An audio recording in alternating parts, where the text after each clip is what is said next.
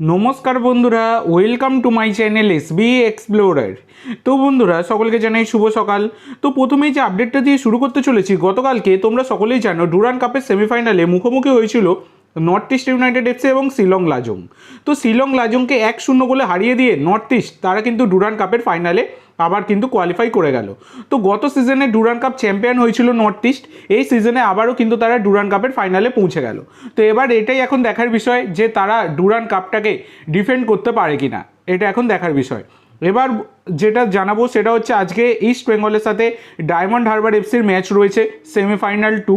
তো এখানে ইস্ট বেঙ্গল আর ডায়মন্ড হারবারের মধ্যে যে জিতবে সে কিন্তু ফাইনালে পৌঁছে যাবে। তো এই ম্যাচটা কিন্তু সন্ধ্যাবেলা 7টা থেকে হতে চলেছে। তো এবার ব্যাপার হচ্ছে আজকের এই ম্যাচে হামিদ আহাদাদ তিনি কিন্তু অ্যাভেলেবেল নাও থাকতে পারেন, মানে গতকালকে তিনি সাইড লাইনের ধারেই ছিলেন, তিনি কিন্তু অনুশীলন করেননি।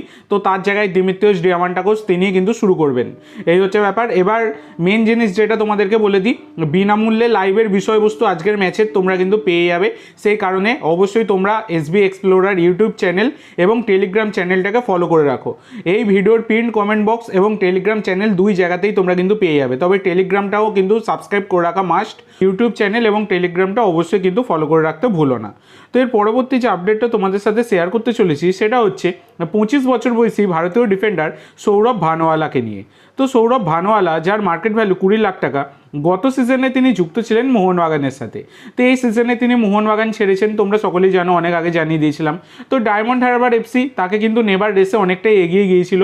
তবে বর্তমানে দাঁড়িয়ে উড়িষ্যা এফসি তারা কিন্তু এই সৌরভ ভানওয়ালাকে মাল্টি ইয়ার ডিলে সই করিয়ে নিয়েছে। তো তারা কিন্তু ডিল ডান করে ফেলেছে। এটা কিন্তু একটা উড়িষ্যা এফসির জন্য ভালো সাইনিং, সেটা কার্যত বলাই যায়। তো পরবর্তী আপডেটে যাওয়ার আগে তোমাদের সকলের কাছে আমার একটাই অনুরোধ, যারা চ্যানেলে প্রথমবার এসেছো অবশ্যই সকলে একটা করে সাবস্ক্রাইব করে দিয়ে আমাদের সাথে যুক্ত হয়ে যেও। সাবস্ক্রাইব করা যেহেতু একদমই ফ্রি, তাই অবশ্যই সকলে একটা করে সাবস্ক্রাইব করে দিতে ভুলো না। এবার যে আপডেটটা তোমাদের সাথে শেয়ার করতে চলেছি সেটা হচ্ছে, ইতিমধ্যে দাঁড়িয়ে তোমরা সকলেই জানো কাফা নেশান কাপের জন্য মোহনবাগানে 7 জন প্লেয়ার যাদেরকে কিন্তু জাতীয় দলে ডাকা হয়েছে। কিন্তু মোহনবাগান তারা প্লেয়ার ছাড়তে চাইছে না, কারণ তোমরা যদি দেখো তাহলে পূর্বের অভিজ্ঞতা অনুযায়ী মোহনবাগানের অনেক প্লেয়ার তারা কিন্তু জাতীয় দলে গেলে চোট পায়, এটা কিন্তু সেরকমটাই মোহনবাগান ম্যানেজমেন্ট তারা কিন্তু জানিয়েছে। এই কারণে তারা ACL এর আগে প্লেয়ার কিন্তু ছাড়তে চাইছে না জাতীয় দলের জন্য। তো এই ব্যাপারে সুভাশিস বোসের ইনজুরি নিয়েও প্রশ্নচিহ্ন উঠেছিল যে জাতীয় দলে গিয়ে সুভাশিস বোস ইনজিওর্ড হয়েছিলেন। তবে এর আগে তোমরা জানো একটা সময় কিন্তু আশিক কুরুনিয়ান যে বছরটা ছিটকে গিয়েছিলেন পুরোপুরি, জুয়ান ফেরান্দো যে বছরে লাস্ট ছিলেন আর কি, সেই বছরের কথা বলছি, তো তখন কিন্তু জাতীয় দলের উদাসীনতার জন্যই কিন্তু ছিটকে গিয়েছিলেন আশিক কুরুনিয়ান ACL ইনজুরিতে। তো এবার সেই সব কিছুই মাথায় রেখে মোহনবাগান তারা প্লেয়ার ছাড়তে চাইছে না। তো গতকালকে সুভাশিস বোসের এই ইনজুরির বিষয়টা নিয়ে কিন্তু মানে স্টেটমেন্ট দিয়েছে জাতীয় দল, মানে ইন্ডিয়ান ফুটবল থেকে AIFF তারা কিন্তু স্টেটমেন্ট দিয়েছে। তো ইতিমধ্যে মানে তারা যেটা জানিয়েছে যে আগে কিন্তু ফুটবলারদের সুরক্ষাকে অগ্রাধিকার দেওয়া হয়, এটা কিন্তু AIFF জানিয়েছে। আর এই দিকে তোমরা যদি দেখো তাহলে কিন্তু AIFF বেশ কিছুদিন ধরে শুধু স্টেটমেন্টই দিয়ে যাচ্ছে, মানে পুরোপুরি স্টেটমেন্টে ভরে গেছে তাদের সোশ্যাল মিডিয়া পেজ। জানা নেই এত স্টেটমেন্ট দিয়ে কী হবে।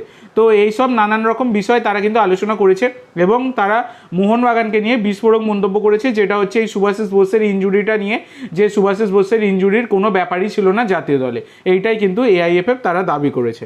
তো এর পরবর্তী যে আপডেটটা তোমাদের দেবো, এটা ডেলি তোমরা কোশ্চেন করছো যে দাদা রবসন রবিনো কোথায়। তো দেখো বন্ধুরা, রবসন রবিনো এখনও তার ব্রাজিলে বাড়িতেই রয়েছে, এটাই হচ্ছে ব্যাপার, এইটাই মানে উত্তর আছে, এছাড়া কিছু নেই। বেশ কিছু মাস আগে রবসন রবিনো মোহনবাগানে কনফার্ম এটা জানিয়ে দিয়েছিল MBFT, তারপর মাস দেড়েক আগে সেটাকে কনফার্ম করে দেয় ম্যারিনার্স অ্যারিনা যে রবসন রবিনো তিনি মোহনবাগানে আসছেন। তো দুখানা বড় জায়গা থেকে কিন্তু কনফার্ম করা হয়েছে রবসন রবিনো মোহনবাগানে আসছেন। তবে তিনি যদি মোহনবাগানেই আসেন তাহলে এখনও কেন ঘরে বসে আছেন, এটাই হচ্ছে সবথেকে বড় প্রশ্নচিহ্ন। এখনও অবধি মোহনবাগানের ষষ্ঠ বিদেশি হিসাবে যদি দেখা যায় সবার কথা অনুযায়ী রবসন রবিনো কনফার্ম, তাহলে রবসন রবিনো তিনি কেন দেশের ঘরে বসে আছেন, এন্টার সোশ্যাল মিডিয়ায় পোস্ট করে যাচ্ছেন, তিনি আসছেন না কেন কলকাতায়, এইটাই কিন্তু একটা বড় প্রশ্নচিহ্ন থেকে যাচ্ছে যে রবসন রবিনোর ভেতরের রহস্যটা কি। বিভিন্ন জায়গা থেকে যেমন দাবি করা হচ্ছে, যেমন বর্তমান থেকে শিবাজি চক্রবর্তী তিনি দাবি করেছেন যে এখনও সই পর্ব মেটেনি। মার্কাস তিনি জানিয়েছেন যে রবসান রবিনের সই পর্ব মেটেনি। তবে এমবিএফটি ম্যারিনার্স আরিনা তারা কিন্তু কনফার্ম করেছে সই পর্ব মিটে গেছে। তবে এখনও অবধি রবসান রবিনও কেন কলকাতায় আসছেন না এই বিষয়ে কোনো সদুত্তর কিন্তু আমাদের কাছে নেই। তো দেখা যাক পরবর্তীকালে এই বিষয়ে কোনো রকমের আপডেট পেলে আমি তোমাদের সাথে শেয়ার করে দেবো। তো এর পরের যে আপডেটটা দেবো এবং লাস্ট আপডেট, এটা আপডেট বলবো না, একটা জাস্ট একটা ইনফরমেশান তোমাদের সাথে শেয়ার করব, যেটা হচ্ছে 25 বছর বয়সী ভারতীয় ডিফেন্ডার অ্যালেক্স সাজিকে নিয়ে। তো অ্যালেক্স সাজিকে তোমরা সকলেই চেনো, হায়দ্রাবাদ এফসির সাথে যুক্ত 1.4 কোটি টাকা মার্কেট ভ্যালুর এই ডিফেন্ডার। তো তোমরা যদি দেখো তার কিন্তু 2027 সাল অবধি চুক্তি রয়েছে। তো এই অ্যালেক্স সাজি তাকে কিন্তু মোহনবাগানের নেওয়া উচিত, কারণ দেখো মেহতাবের ডিলটা এখনও অবধি মোহনবাগান কিন্তু ডান করতে পারেনি, বা খুব একটা মানে অনেকটা দূরও এগিয়ে গেছে সেই রকমটাও বলা যাবে না, মানে এখনও 50-50 পজিশানে রয়েছে। তো সেক্ষেত্রে মোহনবাগানে কিন্তু একজন ভারতীয় ডিফেন্ডার অবশ্যই দরকার, কারণ আলবার্টো আর এইদিকে যদি টম, তাদের দুজনের মধ্যে কেউ একজন ইনজিওর্ড হয় তাহলে এসিএল এর মঞ্চে মোহনবাগান কিন্তু ভালো ডিফেন্ডার পাবে না। তো সেক্ষেত্রে একজন ভালো ডিফেন্ডার অবশ্যই দরকার। তো সেক্ষেত্রে এই অ্যালেক্স সাজিকে ট্রাই করা উচিত মোহনবাগানের, কারণ অ্যালেক্স সাজিও যথেষ্ট কিন্তু প্রমিসিং ডিফেন্ডার।